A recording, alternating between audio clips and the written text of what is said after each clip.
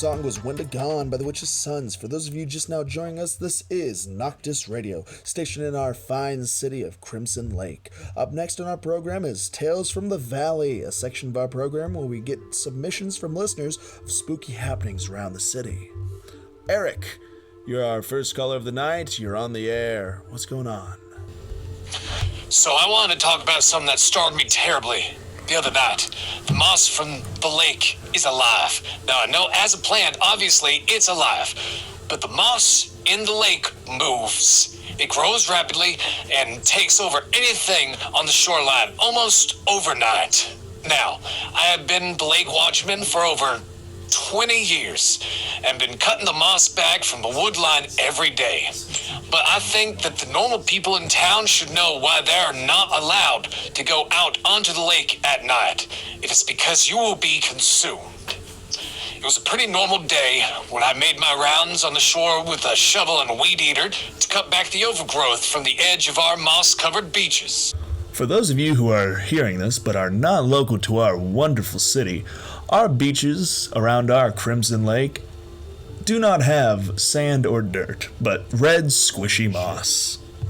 As I was saying, Sorry. I don't know what kind of moss this is, but it grows so fiercely. But I'm pretty sure that if it wasn't for me, half this town would be covered in red moss.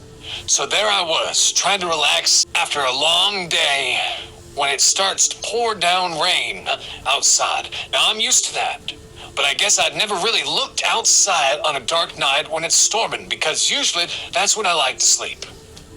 But I don't know what was so different about that night, but something woke me up. I hear kicking and screaming from something that wasn't human, mind you. So I go rushing down the stairs and onto the front porch, and what do I see? The most bone-chilling sight that could ever be thought up. The scream was coming from a deer. It was kicking and fighting off something fierce, but I couldn't see what in the darkness, until the lightning started to flash. The storm was picking up at this point, and when the lightning illuminated my front yard, I saw exactly what the deer was fighting. It was tendrils of moss. They were coming up out of the water, thick tentacles reaching out and wrapping themselves around this fighting deer. Now, in the quick flashes of light, I could see that it had not just started fighting in my front yard.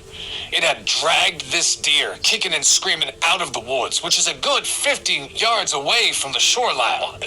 This monster, this predator from the shallows, was able to go that far into the woods to find its prey. Before I could choose either to go back inside or run out and help, another tentacle came streaking out of the water with such force that it broke the neck of this deer, causing it to fall on the ground lifeless as both tendrils started to wrap themselves around like boa constrictors and dragged the limp body of this deer into the water that seemed to part as he accepted this sacrifice offered up by these tentacles.